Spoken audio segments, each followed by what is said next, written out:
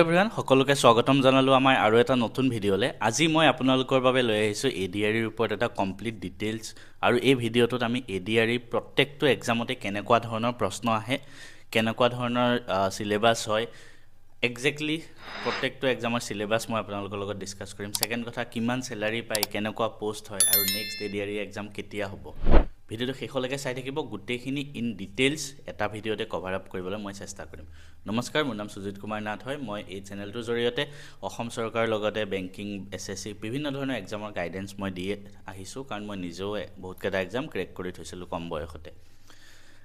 মই গোটেই সিলেবাসখিনি লিখি লৈছোঁ, তো এটা এটাকৈ মই আপোনালোকক কৈ যাম। পোনপ্ৰথমে মই যদি কওঁ এডিআৰই যোনটো এক্সাম হয়, আসাম ডাইৰেক্ট ৰিক্ৰুটমেণ্ট যোনটো এক্সাম, তাত কি হয় মানে সেই এক্সামটো এনেকুৱা হয়, তাৰ পৰা আপুনি অসম চৰকাৰত বিভিন্ন ধৰণৰ পোষ্টত চাকৰি পাব পাৰে। এতিয়া ইয়াৰ বাবে কোৱালিফিকেশ্যন কি লাগে সেইটো বহুতে সোধে।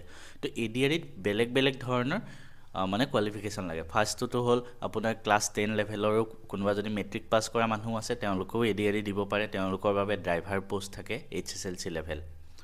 সেকেন্ড কথা, কোনোবা যদি অকল হাই সেকেন্ডাৰী পাছ কৰা আছে তেওঁলোকেও এইটো এক্সাম দিব পাৰে, তেওঁলোকৰ বাবে যোনটো এক্সাম হয় সেইটো হ'ল হাই সেকেন্ডাৰী লেভেলৰ এক্সাম, ঠিক আছে।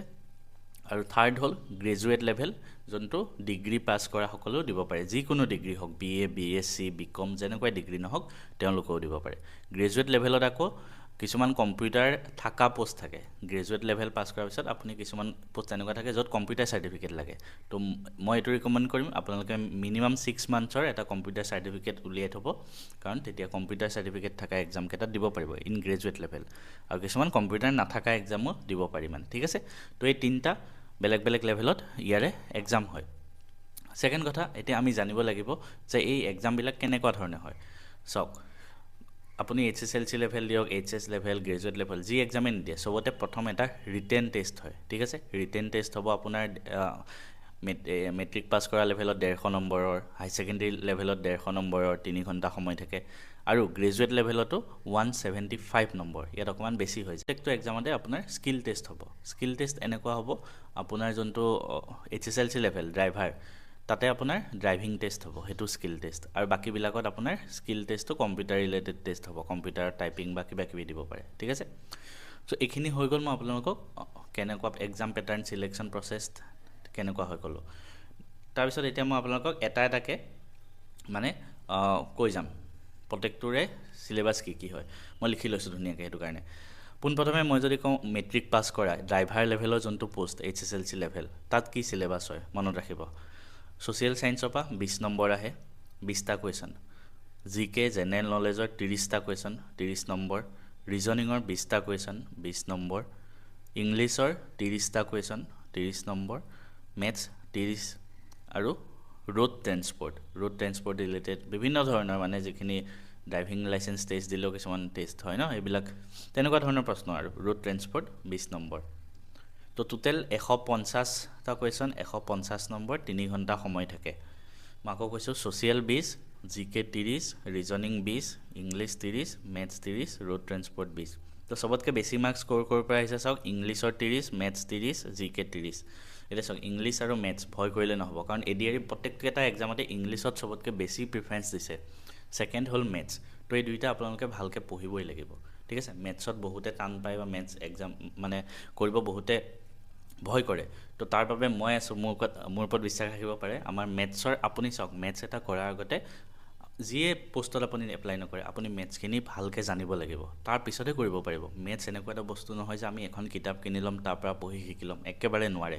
মই নিজে 3টা বেংক এক্সাম 22 এজত ক্ৰেক কৰি থৈছোঁ, 22 বছৰ বয়সত। মই অকল ইউটিউব চাই পঢ়িছোঁ, ঠিক আছে। আৰু মই এইটো ছাজেষ্ট কৰিম, আপুনি মেথছটো বুজি পেলাই কৰিব, তেতিয়া আপোনাৰ ইজি লাগিব। আৰু অকল MCQ এগালমান কোনোবাই কৰাই দিলে সেইখিনি প্ৰেক্টিছ কৰি গ'লে মেথছ নহ'ব।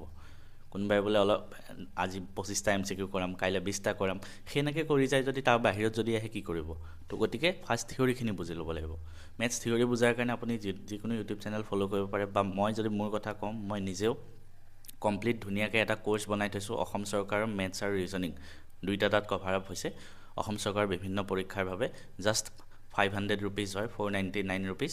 সেইটো আপুনি মেথছ এণ্ড ফিজিক্স হাব এপ্লিকেশ্যনটো ডাউনলোড কৰি ল'ব। আমাৰ মেথছ এণ্ড ফিজিক্স হাব বুলি থাকিব প্লে ষ্ট'ৰত, তাত গৈ আসাম জবছ তাতে ক্লিক কৰিব তাতে এই কোৰ্সটো আপুনি বাই কৰি ল'ব পাৰিব ধুনীয়াকৈ ঠিক আছে কমপ্লিট থিওৰি প্ৰত্যেকটো চেপ্টাৰ বুজোৱা আছে 30টা মান মেথছৰ থিওৰি চেপ্টাৰ ৰিজনিঙৰ তেনেকৈ এক্সট্ৰাকৈ 15টা মান চেপ্টাৰ প্ৰত্যেকটো চেপ্টাৰৰ মক টেষ্ট দিয়া আছে এভৰিথিং তো আপুনি থিওৰি আৰু তাত প্ৰেক্টিছ কৰিবৰ কাৰণে মই মেটেৰিয়েলছো দি দিছোঁ চব পাই যাব ঠিক আছে তো এইখিনি হৈ গ'ল আপোনাৰ HSLC লেভেলৰ কথা নেক্সট যদি মই হাই সেকেন্ডাৰী লেভেল যোনটো কওঁ যোনে ক্লাছ 12 পাছ কৰা আছে তেওঁলোকৰ বাবে যদি কওঁ কেনেকুৱা সিলেবাস হয় তাতে হয় সোশ্যাল সায়েন্সৰ 30টা প্ৰশ্ন জিকেৰ 20টা ৰিজনিঙৰ 20টা ইংলিছৰ 35টা আৰু মেথছৰ 35টা টোটাল 150 নম্বৰ 3 ঘণ্টা ঠিক আছে ইয়াত চাওক ইয়াতে ইংলিছৰ 35 আৰু মেথছৰ 35 আৰু বেছি ওয়েটেজ দি দিলে ইংলিছত ঠিক আছে গতিকে ইংলিছ আৰু মেথছ সবতকৈ বেছি টাইম দিব লাগিব আপোনালোকে কেনেকৈ এক্সামটো প্ৰিপাৰেচন কৰিব লাগে যদি কোনোবা গাইডেন্স লাগে মোক কমেন্ট কৰিব এক্সট্ৰাকৈ আৰু এটা ভিডিও মই লৈ আহিম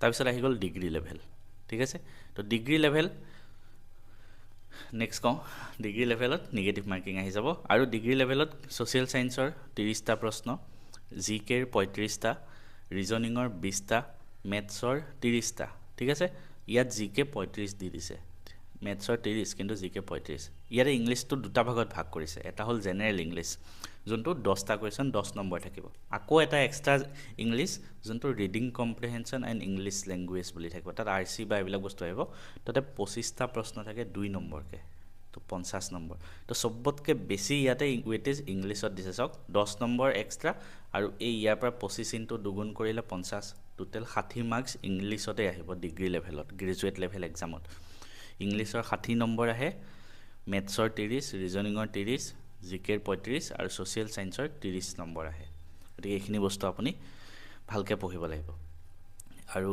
গ্ৰেজুৱেট লেভেলত টোটেল 150টা প্ৰশ্ন আৰু 175 মাৰ্ক 175 কিয় হ'ল গম পালে ইংলিছত 25টা কোৱেশ্চন যেহেতু আহিছে আৰু তাত 2 নম্বৰকে আছে সেইটো কাৰণে ঠিক আছে তো এইখিনি হৈ গ'ল ডিটেইলড এনালাইসিস প্ৰত্যেকটো সাবজেক্টত কিমান মাৰ্কস আহে প্ৰত্যেকটো লেভেলত আই হোপ আপোনালোকে অলপ হলেও আইডিয়া পালে আৰু ইয়াত কিমান আপোনালোকে টাৰ্গেট কৰিব লাগিব চাওক লাষ্ট কাট অফ বিলাকৰ ওপৰত মই যদি ডিপেন্ড কৰি পেলাই কওঁ এই যিকেটা এক্সাম তাতে আপুনি 125 টু 130 মাৰ্কস টাৰ্গেট কৰি থাকিব তাতকৈ ওপৰত পালে আৰু ভাল মই কোৱা নাই যে ইমানে কাট অফ হ'ব হা কাৰণ কিয় যোৱাবাৰ পেপাৰখনতকৈ যদি এবাৰ টান আহে তেনেহলে কি হ'ব কাট অফ কমি যাব যোৱাবাৰ পেপাৰখনতকৈ যদি সহজ আহে কি হ'ব কাট অফ বাঢ়ি যাব গতিকে কাট অফটো এনেকুৱা নহয় যে আগৰ ওপৰত ডিপেন্ড কৰি হ'ব কমপ্লিটলি পেপাৰখনৰ ওপৰত ডিপেন্ড কৰি কাট অফটো হয় আৰু এপ্লাই কৰা মানুহ বহুত বাঢ়ি যায় যেতিয়া দিন হৈ গৈ থাকে গতিকে এইখিনিৰ ওপৰত কাট অফ ডিপেন্ড কৰে নেক্সট স্কিল টেষ্টটো কেনেকুৱা হয় স্কিল টেষ্ট অলৰেডি ক'লো কম্পিউটাৰ টাইপিং টেষ্ট হয় কিন্তু যিসকল ড্ৰাইভাৰৰ কাৰণে দিব সিহঁতে ড্ৰাইভিং টেষ্ট হ'ব